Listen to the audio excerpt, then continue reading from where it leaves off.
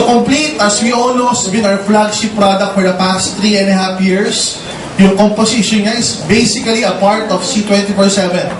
So ito yung pinanggalingan ng C24/7.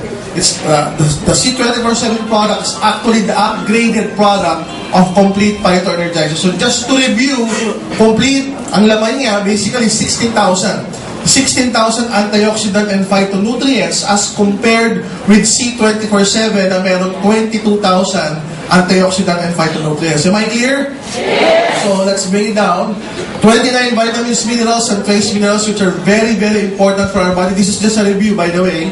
Sige, 12 fruits, 12 vegetables, 18 amino acids, 14 super green foods and spirulina blend, 12 mushrooms, 12 digestive enzymes, 12 specialty nutrients, and essential fatty acids. So, basically, these are all in C24/7 na dagdagan pa ng ilang ingredients. So, my focus for this day is basically the next product, which is Colidus. But before I proceed, sa dinami-dami natin ngayon, roughly we are around, 200 or 300. May I just ask, sino rito yung merong kamag-anak, kakilala? Basta kakilala. When I say kakilala, kamag-anak, kaibigan, kasama sa church, kasama sa work, okay? Kakilala na na-stroke, nagkaroon ng bara yung utak. Taas ang kamay. So yung mga nasa harapan, kindly turn your heads at the back para malaman. Sige, taas yung kamay. So in short, marami. Tama po ba? Marami. Babagan na yung kamay. Na-stroke. O, itaas naman yung kamay nung merong kakilala na na-atake naman sa puso. Na usually, na-atake sa puso, medyo critical, patay agad. O, because of the advent of drugs nowadays, medyo nabubuhay. Pataas ang kamay sa puso naman. Sa puso. O, tingnan nyo rin yung mga nasa likod. Okay? So, in short, marami. This disease that I'm talking about is a common disease here in the Philippines.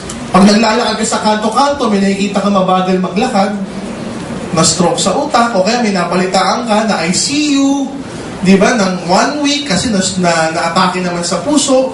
So basically, these are the disease that can be preventable. By what? By a supplement, by lifestyle changes, by a diet. So let's discuss Colidus Omega Supreme. Basically, just to let you know, Omega Supreme, Colidus, sinasabi dito, nakalagay sa box natin, which I'm sure you're very much familiar with, PCB and mercury-free. Yung iba nagtatanong, Dok, ang ibig sabihin nun, may libreng mercury yung product? Hindi po. PCB, these are poisons, toxins sa environment. Okay, mercury, these are also poison, heavy metals. Why? Kasi po ang source ng ating Colidus Omega Supreme ay fish. Ang fish na matagal na sa dagat, may yung dagat na sad to say, napupulyot ng tao with heavy metals. Napupulyot ng tao sa mga factories. Yung mga toxins na dapat itinatapon properly, may ibang manufacturer tinatapon sa dagat. Sad to say, yung mga fish na matagal nang nandyan, pag tinest mo, yung iba positive for mercury. May iba positive for PCB. Kaya pag yung mga taong nakakain, nagkakaroon ng poisoning, food poisoning. So the good thing with Colidus, na ang source ng ingredient, nakalagay dito, sardines or tuna, and tuna, PCB and mercury-free, ibig sabihin, walang lason. Na-testo ng Nature's Way that they give a certificate na walang PCB, walang heavy metals, negative for any mercury. Okay, so ang source ng ating Colidus are fish, sardine, tuna. Basically, ang component niya are omega-3 fatty acids. Now, these are very, very important. Anong omega-3 fatty acids? Dalawa lang yan. We call it the DHA and EPA. Guys, I hope you would remember this. Yeah. Okay? DHA and EPA. So now, you will memorize ano yung DHA. Ano yung DHA? Docosahexaenoic acid. So sabihin mo sa katabi mo, docosa. Hindi mo dudukutan yung katabi mo. Sasabihin mo, docosa. Hexaenoic acid. Sabi mo, ako acid, baka matunaw. Hindi po. When you talk about fatty acids, okay, yung mga saturated chains, these are composed of miniature acids na important for our body. Mamaya malalaman niya kung gaano ka-importante. Guys, ang DHA, 15 to 30% Listen, 15 to 30% ng tissues ng ating brain are composed of DHA. So, ganyan ka-importante yan. And our body doesn't create or doesn't manufacture DHA. So, kinakailangan manggaling talaga sa labas, ipapasok sa loob ng katawan through supplements or through food. Okay? Na ang number one source nito, from external source, galing sa food, ay ang pinakamaganda, yung animal base, which are the fish oil. Kaya kung mahilig ka magkakain ng isda, very good. Kung mahilig ka magkakain ng mga high-end na isda, mga tuna, mga salmon, yung mga nasa Jetson, General Santos City, mahilig magkakain ng ganung isda, maganda yon, mataas ang DHA na sa katawan. Pero what about those people na ayaw ng isda? Yak, malansa. Di ba? May mga sinasabi yung iba na ang vegetable source okay din, yung mga plant-based, okay din po yun. Kaya lang at times, pag kinain mo yung plant-based na omega-3 fatty acid, pag kinain mo yun, hindi nagko-convert sa loob ng katawan. Kaya minsan naalokan ka, may food supplement, mataas sa DHA. Anong source niyan? Plants. Parang bigas, parang grains, usually, mataas ang omega-3 fatty acid, pero pag kinain mo yun sa loob ng katawan, kinakailangan mag-convert pa yun. So pag nag-convert, according to studies, sa tao, hindi siya nagko-convert most of the time. The maximum conversion is 7%. Unlike yung fish oil, DHA na siya mismo. Na iinumin mo, pagpasok sa katawan, DHA pa rin. So, the best source for omega-3 fatty acid, yung animal source na nanggagaling sa isda. So, pwedeng rin sa mga kapatid nating Muslim dahil hindi naman to beef or hindi naman to pork. Okay, galing to sa isda. Fish oil. So, docosahexaenoic acid, yung EPA, this is also very important, eicosapentaenoic acid. Okay, so tandaan nyo lang yan. DHA, docosahexaenoic acid. EPA, eicosapentaenoic acid. DHA and EPA, 15 to 30% of our brain tissues are DHA. So, ganun ka-importante yan. So, ang naman natin, ng product natin, 1,000 milligrams, 700 milligrams of which are omega-3 fatty acids. So, nahahati ang 700 na yan. Yung 500 DHA, yung 200 EPA, tapos meron pang 10 units of vitamin E. So, are we clear? Yes! So, paano ba napapakinabangan ang DHA tsaka EPA sa ating katawan? I will discuss this in different stages. Pag baby ka kasi, iba yung pakinabang mo sa DHA, EPA. Pag medyo bata ka, iba yung pakinabang mo. Pag buntis ka, iba yung pakinabang mo. Pag may edad ka na, iba rin yung pakinabang mo. So let's discuss it by stages. Number 1, pregnancy. Sa mga babae, pag nabubuntis, sige, tuloy mo na iho. Para saan ang DHA, EPA, pag buntis? So guys, imagine, we're talking of our product called Colidus. So pwede ito sa mga buntis. Baka kalahin mo, naku, pang cholesterol lang yan. Hindi po, pwede po siya sa buntis. Kaya nga pinakita ko yung picture ng buntis. Bakit? It's good for the baby's eye and baby's brain health. So kahit nasa loob pa lang ng tiyan yung baby, na-utilize na yung DHA tsaka EPA. Guys, this is the sad news. Okay, listen to this. Sa mga babae na mabubuntis at bubuntisin pa. At magpapabuntis pa. Since as a human being, guys, girls, meron kang natural na DHA sa loob ng katawan. Pag nag-create ng baby sa loob, yung DHA ng nanay napupunta sa baby. So medyo sad to say, kawawa yung nanay. Paano yan kung yung nanay mababa na DHA sa katawan? Ano pa yung makukuhang DHA na pambata? That's why it's very wise na mag-supplement ng DHA. And our product, Colidus, is very rich in DHA. Again, for the baby's eye and brain. Okay? Learning ability. Alam niyo ba, kahit sa loob pa lang ng katawan, yung baby, natututo na yan. Nasasanay na, lalo na yung mga nanganak na. Di ba yung mga baby sa loob ng tiyan? At times, may oras kung sumipa. May oras kung tumigas. May oras, alas 6 na, mamaya gagalaw na yan, kung gumagalaw na. Meron na nagkakaroon ng rhythm sa loob ng katawan yan. May mga factors na ginagawa na sa loob ng katawan na natsitsyempohan niya tuwing ganitong oras na nasasanay na siya sa loob pala ng katawan. Why? Kasi sa loob pala ng tiyan, natututo na yung baby. And that's because of DHA. So very, very important yan. Next. For the mother's brain and eye health as well. So hindi lang brain, pati sa mata maganda ang DHA. So kung mababa ang DHA ng nanay, yan yung nakukuha ng bata. Okay? Next. Sige, pakita mo na lahat. Ayan. So, it decreases the risk for postpartum depression.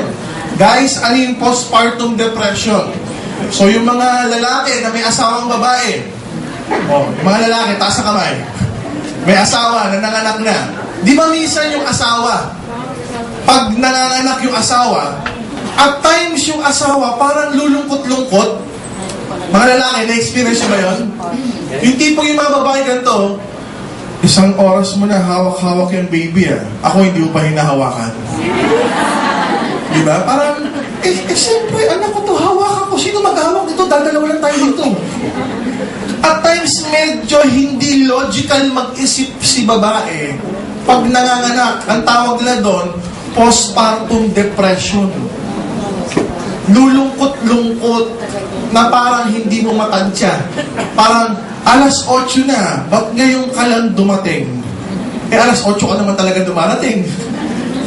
May mga ganun, why? Kasi nga yung DHA ng bata na nanggaling sa nanay, nung ipinanganak, masyadong malaki yung nawala sa nanay. Gaano kalaki? Usually, a normal female, pag nanganak, it would take that female 1 year para ma-recover yung normal amount ng DHA sa utak. So mga tatay, in short, for pag nanganak si Mrs., may 1 year na pwede siyang mag-gain lulungkot-lungkot. But hindi mo na, porket nanganak at nabuntis mo na ako, hindi mo na ako dinidate.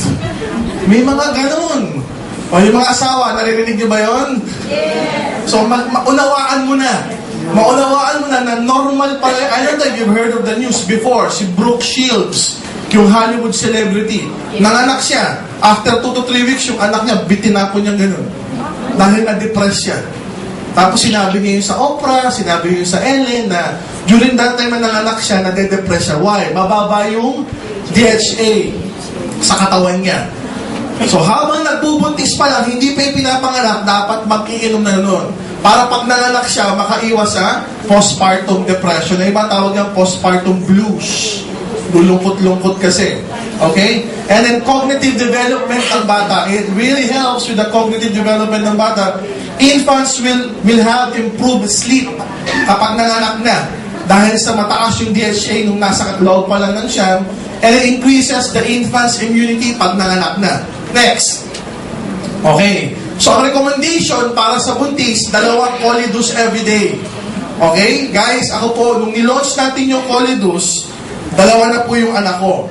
Nung nilaunch natin yung Colidus, nagkaroon pa uli ako ng 2 anak.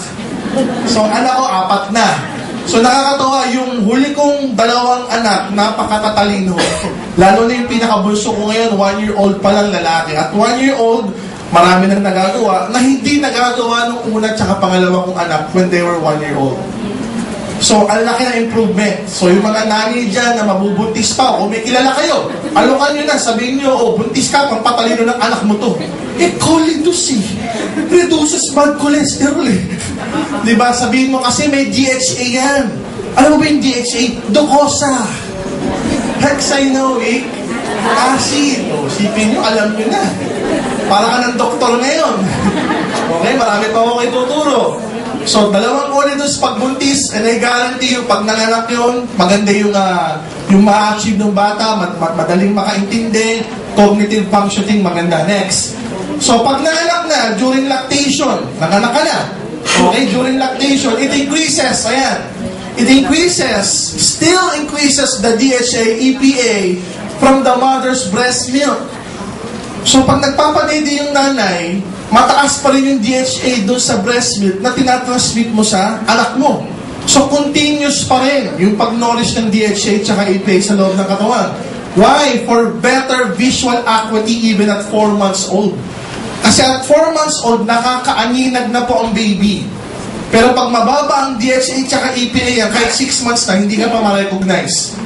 Pero at 4 months old, kapag healthy yung DHA at EPA, they can easily recognize objects, recognize faces. Next. Ayan, kapag ka lumalaki na yung bata at infancy, okay, better muscular coordination, mas maganda yung paggalaw ng bata. Ability to recognize objects, back pa rin. Ayan, by touch, progressive mental and motor development. Yan ang importante sa infancy. Yung mga muscle coordination, eye coordination, mas normal to advance kapag mataas ang DHA, EPA ng bata, which is nanggagaling sa mga nanay. So mga nanay, importanteng mag-colidose when you're pregnant and even after giving birth, still continue to take para yung nasa breast milk na DHA, EPA maipasa sa mga bata. Let's proceed. Childhood. Okay, kung meron kang anak na 2, 3, 4, 5, 6, 7 years old, ano nagagawa ng DHA sa bata? 4 years old and up. Okay? Improvements on dyslexia. Ano po yung dyslexia? It's a brain disorder na kahit turuan mo lang ABC magbasa at magsulat yung tao, hindi siya makapagbasa. Tinuro mo na A, B, B, C, C. Pag tinuro mo yung A, Hindi na alam. hindi na alam. Si Tom Cruise. Tom Cruise may dyslexia. Pag binigyan mo ng script yun, hindi niya mababasa. May nagdi-dictate sa kanya kung ano yung script. Tom Cruise na yan. Kung ano yung sasabihin. May mga ganong brain disorder. Kahit turuan mo ng turuan ng ABCD, mauulit niya. Pero pag pinabasa mo uli yung mga words, hindi niya ma-recognize. Hindi maalala ng brain. May ganong mga ganong sakit. So nakakatulong yan sa mga ganong sakit. ADHD, Attention Deficit Hyperactivity Disorder. Sa Tagalog, attention deficit, kulang sa pansin. Hyperactivity, masyadong magalaw, papansin. Nakakita na kayo ng ganung bata? Yes. Di ba pag nagsalita, times 3, times 4 kagad? Di ba? Ate pasalubong, ate pasalubong, ate pasalubong, ate pasalubong. Hindi ba kontento ng ate pasalubong ko? Ulit-ulitin niya. Yung tipo ng bata, pag sinabi mo, Iho, dito ka lang ha, huwag ka magulo. Pag nilagay mong ganun, after mga 2 seconds, ang ulit na. Hindi mapakali. For so many decades, ang tawag ng tawag, anak mo, ang kulit. Akala nila kulit lang, pero ngayon may pangalan na. Attention Deficit Hyperactivity Disorder. They found out yung mga batang ganyan, mababa sa DHA. So nakaka-improve. Usually nga, pagka may anak ang ganyan, kapag ipinasok mo sa school, hindi natututo. So medyo ang classification sa pagtuturo na ganyan, medyo SPED na, kailangan special education na. So may one-on-one ang pagtuturo sa kanya para mas matuto. Anxious, masyadong mahiyain, cognitive problem, ayaw mag-aral, ayaw matuto, restless, impulsive disorder, minsan parang pagod na pagod, wala namang ginagawa. Tapos masyado siyang magalaw, magaslang. So pag merong abnormal behavior, problems yung bata, nakakatulong ang DHA. So pwede rin painumin ng bata ng DHA. Next. Kaya, pag medyo adulthood na, di ba? Kaya nga merong mga nagpapakamatay na de-depress. Let's show them. Saan maganda ang colidose yan? Improvements on depression. Mood disorder. Minsan masaya, nasasakyan mo, pero after 3 days, iiyak-iyak, lulungkot-lungkot for whatever reason. May mga ganun. Kaya lalo rin mga magbo-boyfriend, girlfriend lang yan. Kagabi lang, ka-date mo, bukas, away na kayo. Ano ba't kayo kagabi lang, ang saya natin na, anong nakain mo ngayon? May mga ganun talaga. Okay? Anxiety, isip ng isip, madaling mapagod, nako-confuse. Why? Probably mababa ang DHA sa katawan. So mga lalaki, paglulungkot-lungkot si girlfriend, bigyan mo ng colidose. Pag inaaway ka, sabihin mo, Ma, huwag na tayo mag-away. Nga. Patuhan mo ng colidose. Hindi ako nagbibiro, nakakatawa lang tignan, pero it really helps. Ikaw mismo, pag ikaw mismo lulungkot-lungkot ka, parang, ba't ganito, nalulungkot ako, dati naman hindi ako ganito. Maybe, mababa na yung DHA sa utak natin o sa blood flow natin, so kailangan mag-supplement. Adulthood yan. Next. Eto na, pag matanda na, when we age, pagka nagkakaedad, mas maganda na yung at mas marami yung functions ng DHA, EPA o ng Colidu sa ating katawan. Like what? Let's show them. It enhances weight loss. Nakakatulong palang pampapayat ng DHA. Particularly, it can decrease yung belly fat, yung nasa tiyan. Kasi mas malaki yung belly fat, mga kalalakihan, mga kababaihan, mas malaki yung tiyan, mas mataas yung chance na atakihin. Okay? Kaya pag nakikita ka nung maliit yung dibdib, tapos malaki yung tiyan, di ba yung mga ganon? Parang ba't kakaiba? Hindi proportion. Akala mo lalaking buntis, mataas yung chance na maatake yung ganon. Pero wag mo na sabihin na porket payat ka, hindi ka atakihin, pwede ka rin maatake. Okay? What else? Aids in joint functions. So maganda rin pala ito sa mga rayuma, arthritis, yung pagluko mo na kung sakit. Okay? Nakakatulong din ang DHA at EPA dyan. What else? Ayan, it can decrease the risk of stroke by up to 31%. Stroke, mabarahan yung ugat sa utak. Mamaya makikita niyo yan. What else? It can decrease by 45% yung risk ng sudden cardiac death o atake sa puso or myocardial infarction at natawag. Yung nabarahan, ugat naman sa puso. Okay? There was a study done. Kinumpara yung lifestyle ng mga Amerikano. Ano ba lifestyle ng Amerikano? Nag-yosi, umiinom ng alak. Ang lunch, ang breakfast, ang dinner, usually high-fat diet. Gaano ka high-fat? Burger, french fries, di ba? Samantalang kinumpare naman yung buhay ng mga Hapon. Na ng Hapon, araw-araw ang pagkain, sushi, sashimi, tuna, mackerel, isda, everyday. So they found out yung mga Hapon sa Japan, pag tumanda, payat.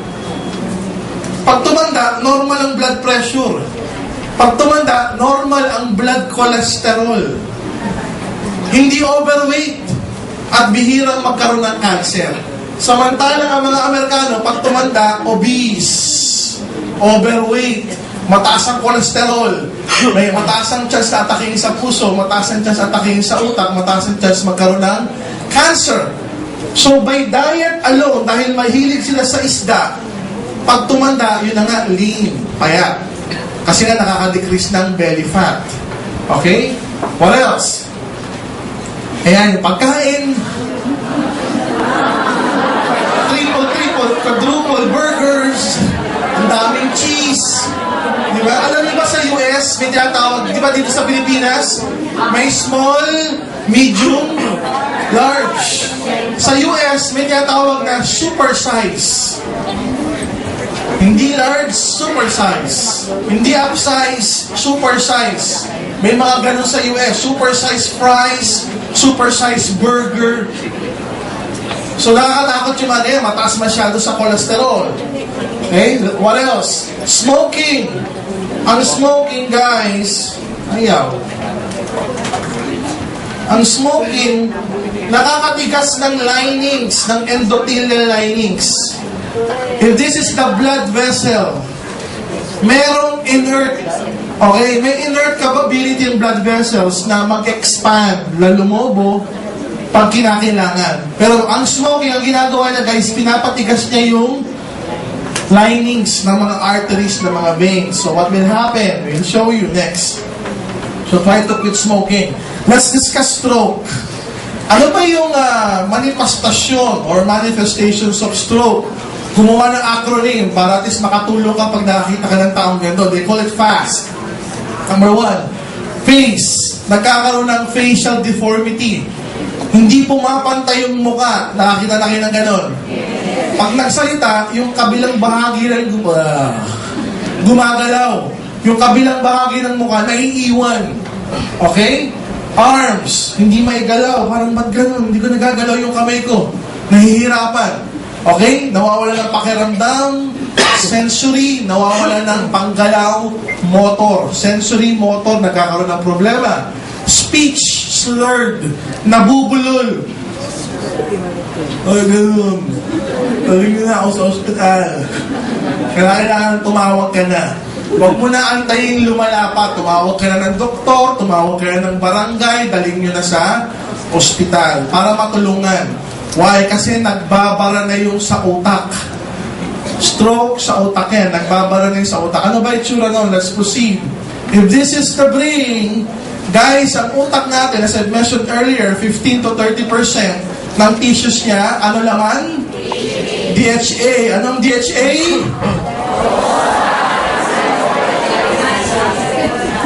Abli sa asang sa asang.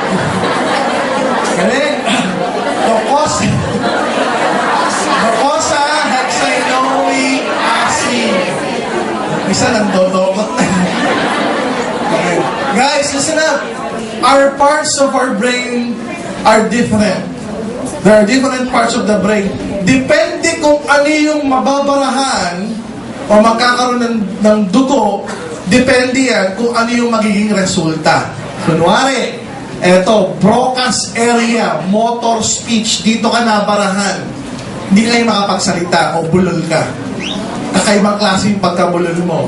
Kunwari, nabarahan naman dito, frontal, association area. Pag nabarahan yan, hindi ka makarecognize ng kakilala mo. Mga misis, pag naatake si mister, kamusta ka na? Sabi ni mister, dito ka. Sabi mo lang ko, sa frontal area ka nabarahan. Hindi mo ako makilala. Tapos may lumapit na ibang babae, asawa ko. Yung ibang asawa na alala. Okay, pagka naman dito yung nabara, language comprehension naman yung magkakaroon ng problema, di ba? Iba-iba, visual area, pwedeng bulag yung isang mata niya, iba-iba, depende kung saan mababarahan. Guys, our brain is a very complex matter. Up to this point, marami pang hindi naiintindihan ng science sa ating utak. Okay? Next. By the way, sige, balik mo muna ron. Ang brain natin, may mga balot yan. Okay, maraming balot yan, yung covering or linings, but we usually call it meninges. Meninges. Many, parang marami. Meninges. Kaya pag nagka-infeksyon, yung lining sa utak, meningitis. So for now, meninges lang muna. Okay, ngayon tuturo ko kayo, anong klaseng bara sa utak pwede mangyari? Next. Ayan, iba-ibang klase. May tinatawag na epidural hematoma. Sabihin mo, epidural. Ibig sabihin yung pagdudugo o yung pagsabog ng artery sa labas ng meninges. Ayan, nasa labas. Epidural. Wala sa loob ng utak.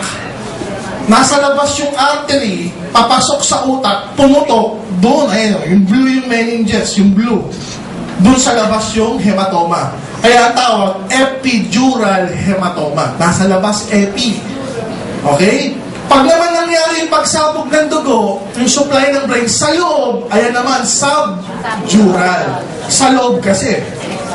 Pag nangyari naman, yung sa loob ng brain, yung nangyaring pagsabog ng dugo na nagsusupply sa brain, intracerebral hematoma. Pag sa labas, epi. Sa loob, sa loob na loob, intracerebral hematoma. Eh bakit ganun? Ano man yung putok, nagkakaroon ng problema kasi nagkakaroon ng pressure. Isipin mo, ang normal, walang pula-pula. Walang space. Dahil nagkaroon ng pula, dumugo, yung part ng brain napunta ron. Napipit-pit paloob. So, tumataas yung pressure. Kaya usually, yung mga na-atake sa utak, na stroke, mataas ang blood pressure. Binibigyan ng gamot, pampababa ng blood pressure, iba binibigyan ng pampaihi. Para pag umihi ng umihi, bababa yung pressure ng katawan, bababa yung pressure ng utak. Okay? So, next. Ayan, so next muna. Kaya pag nakita kayo ng CT scan, yan yung normal. Eh nakita nyo sumabog, nagkaroon ng pagdudugo sa loob. Ano yan? Intracerebral hematoma yan. So pag kami nagsabi, kapit bahay na stroke, sige nga, patingin ng CT scan, tignan mo gano'n. sa gitna, oh. May intracerebral hematoma. Para kang yung doktor. Okay, yan ang itsura ng CT scan. Okay, ang normal, ganyan. Wala kang lesion na wala kang puti na makikita. Yung pagdudugo, usually puti yan. Ayan, ganyan. So ito, sa loob na loob.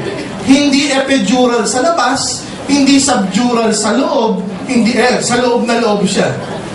Intracerebral. So, i-back mo lang muna.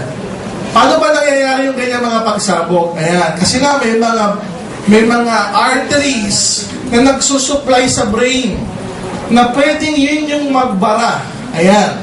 So, kung yung nagbara dito, bago pa lang pumasok sa utak, yan yung epidural. Wala pa sa loob eh. Nasa labas pa lang. Okay, paano ba nagbabara? Let's proceed. Sige pa. Ayan, yan ang itsura ng bara na tinatawag or ng clot. They call it fibrin clot. Usually, ang RBC o red blood cells, yung mga yan, dapat spacious yan. May space na nagtatravel sa loob ng blood vessels. Hindi siya dapat magkakadikit o magkakasamang dikit-dikit. Pag yan nagdikit-dikit, yan yung clumping na tinatawag. Yan yung pwedeng bumara sa mga ugat na nagtatraffic o nagbabottleneck. So, dapat magkakahiwalay siya. Yan ang healthy, magkakahiwalay. Ito yung itsura ng clot. Next. Usually, from our heart to our brain, may daluyan yan. Kumbaga sa highway, lahat ng dugo na nagmumula sa puso, pumupunta sa utak, pumupunta sa lungs, pumupunta sa liver, pumupunta sa organs, sa mga ibang systems ng ating mga organs, umiikot sa buong katawan. Ayun, nakikita nyo. From our heart, may mga ugat na pupunta sa utak, may mga ugat na pupunta sa iba't ibang parte ng katawan. So, anumang bara or fibrin clot, pwede umikot-ikot sa loob ng katawan kapag yan nagsimulang mag-clump. Okay? Pwedeng magbara dito sa loob. Pwedeng magbara bago pa lang pumasok sa loob. Pwedeng magbara naman sa utak. Iba-iba. Pwedeng magbara sa legs. Kaya may napuputulan ng paa. Next. Ayan. Usually, pag nagbara sa daluyan ng puso, this is the heart. Para tumibok ang heart po muscle. Para tumibok yan, kinakailangan ng blood flow. Kasi sa blood flow, bukod sa dugo ang ibinibigay nun, may nutrients, may oxygen. Paano kung ito yung ugat? Pag pinalaki ayan, nagkaroon ng atherosclerotic plaque. Meaning yung mga cholesterol na kinakain natin, nag-accumulate, tumigas, nag-traffic. Tapos doon bumara yung thrombus o yung clot. So pag nagbara yan, yung dugo, hindi na makakadali doon. So hindi titibok yung puso. Or tumibok man, abnormal yung tibok. O titibok yung ibang ventricles, yung ibang atrium, pero yung particular na muscle area na yan, hindi titibok. So doon nagkakaroon ng problema. Kung sa puso, kanina nakita natin kung sa utak, ito naman kung sa puso. Next. Ayan. Cholesterol plaque. Ibig sabihin pala, yung mga kinakain-kain ko mula nung ikay bata hanggang ngayon na nagkaedad ka na mataas sa cholesterol, most of it hindi natin nilalabas. Mahigit sa kalahati nun, natitira sa loob ng katawan. Akala mo yung taba na kinakain mo, ayan, buti sana kung nandyan lang. Nasa loob ng katawan, nasa linings, ayan, cholesterol plaque. Nasa loob ng ating daluyan ng dugo. Kung ito yung daluyan ng dugo, ayan yung mga cholesterol, nandyan sa loob. Nagdarami kamatay, pwedeng magbara. So that's very, very dangerous. Okay? So, dapat ang daluyan ng dugo, yung malaking yan. Butas yan. Pero yung butas, eto na lang. Next. Eto yung iba't ibang uri ng pagbabara. In short, iba't ibang uri ng traffic. Kung yan yung puso natin, eto, nakalagay, 99% blockage. Pwede pang 1% yung makadaan. Pero usually, pagka ganyan, binabypass na yan. Pwedeng 100% block. Ito, 30% block. Kunwari, ito yung puso mo. Ito yung mga arteries na nagsusupply. Barado to, tsaka ito. Kaya may nakakarinig ka ng triple. Ibig sabihin, 3 artery ang niretoke. Kasi nga, hindi lang isa. Nung sinilip, naku po, 3 artery yung kailangan i-reconstruct, kaya triple bypass. Nasisilip yan. Okay? Sa mga angiography na tinatawag, makikita, 4 na yung magbabara sa'yo, kaya quadruple bypass. Kasi nga, dahil sa maliliit na daloy na yan yung pwedeng magbara. Iba-iba itsura, pwedeng ganyan, pwedeng ganoon. Okay? Basta laging nagsisikip. Bakit nagsisikip? Dahil sa diet. Mataas na pagkain ng makokolesterol, tapos hindi naman nagdi-DHA, kasi ang DHA nakakatulong dito. Mamaya malalaman yung paano. Next. Ano ba yung tsura ng atake? Ayan, nawawala ng buhok. Biro lang. Usually ang atake, kanina may buhok yun eh. Ang atake is manifested by deep chest pain. Parang may nakadagan, pero wala namang nakadagan. Kaya misis, pag sinabi ni Mr. Parang may nakadagan, hindi ka naman nakadagan. Dali mo na sa ospital. Di ba may ganong feeling? Di ba? Kahit naglalakad na parang may nakadagang simento. Di ba? Nahihirapang huminga. Yung hindi normal yung pakiramdam niya, chest pain. Okay? Next. Ayan. Ang Colidus or ang DHA nakaka-reduce ng clumping ng platelet. Ang platelet is part of the red part ng dugo natin yan. Kasama ng mga red blood cells yan na dumadali pa ikot-ikot sa buong katawan. So, naiiwasan niya magdikit-dikit. Ang Colidus, nakaka-reduce din ng platelet and vessel wall interaction. Bakit? Pinadudulas niya yung daloy.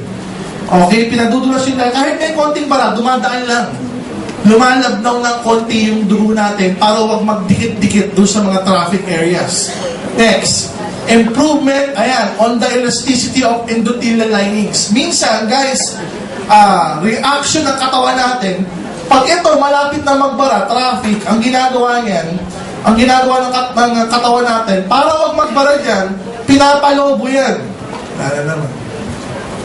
So, lumulobog ganyan yan para ma-compensate yung pagbabara. Para mangyari, lulobo ka ganon, pwede pa rin daluyan ng dugo. Mekanism ng katawan yan na nag-a-adapt. Pero dahil sa paninigarilyo, tumitigas yan. Pag mababa ang DHA sa katawan, hindi siya nagre-react. Magbabara na, pababayaan niya lang. Okay, the good thing with the DHA, elasticity ng endothelial lines, mas nagkakaroon ng ganyang mechanism. Next. Reduction in inflammatory response. Pagka nagkaroon kasi yan ng bara, dumidikit yung mga platelets dyan, nagkakaroon ng inflammatory reaction.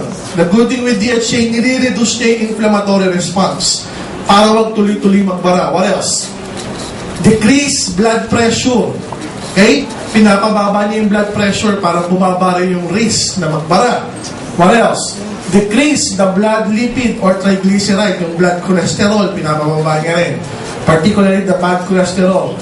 Increase, improvement in cerebral arterial activity. Yung blood flow sa utak, mas gumaganda. Nakakaiwas sa atake sa utak. Decrease blood viscosity. Yan, pinapalabnaw yung dugo. Yung lapot, pinapababa niya. So, lumalabnaw ng konti. Next, decrease resting heart rate. Pinapabagal yung pagtibok ng puso para wag magkaroon ng atake, whatever. Next. Usually, kapag nagbara, yan yung itsura.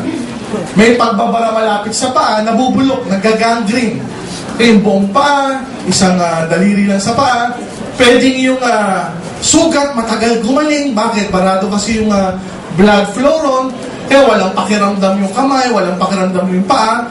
Actual picture would be looking like this. Akala mo nasunog. Yung pala, barado lang. Usually, nangyayari yan, lalo na pag may diabetes. May diabetes na, mataas pa cholesterol, high blood pa. Nagbara pa. Okay? Akala mo nasunog, pero wala lang blood supply yan. Next, nagagangrene. Ayan, ang recommendation ng American Heart Association is, kumain ka ng isang buong tuna or salmon kasing size ng 2 kamay mo. In short, ito yung kamay mo, 2 ganyan. Ganyan kalaking isda na salmon or tuna every day. Ang lansa mo na nun. Or, you can take, 900 milligrams of DHA EPA per day, or, you can take 2 Colidus every day. Maganda sa joints, maganda sa brain, maganda sa mata, maganda sa heart, maganda sa blood flow, maganda sa depression, sa disorder, sa mood disorder, nakakaiwas sa mga sakit. Next. Okay, guys, are you learning? Yes! So, pag si Mrs. lulungkot-lungkot, bigyan niyo ng Colidus. Okay, pag may mga may high blood, bigyan ng Colidus. Yung mahilig magkakain ng maaalat, bigyan ng Colidus. Yung mga bata na makukulit, bigyan ng Colidus. Mga gustong pumayat, yung try Colidus. So maraming pwedeng pag-alokan. Restore Life, guys. Restore Life, our longevity formula.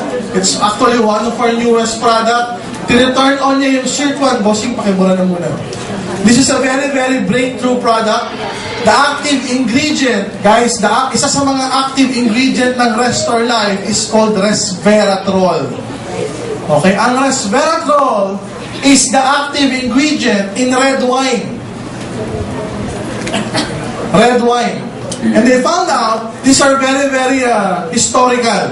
They found out yung mga tao sa Europe, kung saan malamig, kung saan ang alak ay normal. Diba? Tanghalian pa lang, nagre-red wine na. Merienda, red wine. Dinner, red wine. Before going to sleep, red wine. Bakit? Malamig. Yung alak nagpapainit ng katawan. They found out yung mga tao sa Europe, red wine ng red wine, pag tumanda, lean. Hindi mataba. Lean. Okay? Whereas, pag tumanda, normal ang blood pressure. Pag tumanda, mahaba yung buhay. By what? Mahaba yung buhay by 35% as compared to the people in US. Ang mga tao sa US, yun na nga, ang diet, burger, french fries, colas, beers, na wala namang resveratrol. So pag tumanda yung mga Amerikano, obese, overweight, mataas ang cholesterol, may cancer, may diabetes, may high blood. Samantala ang mga European, mas mahaba ang buhay ng 35%. Wala silang makitang pagkakaiba in diet, kundi red wine. Kasi ang mga European, mataas din sa cholesterol ng diet, steak. Diba? Mga steak, T-bone, sirloin, diba? What you call this, cheese. Mataas sa cholesterol yung mga yan. So they both have high cholesterol diet, Americans and Europeans. Pero ang Europeans, pag tumanda, payat. Ang Amerikano, pag tumanda, obese. So wala silang makitang difference other than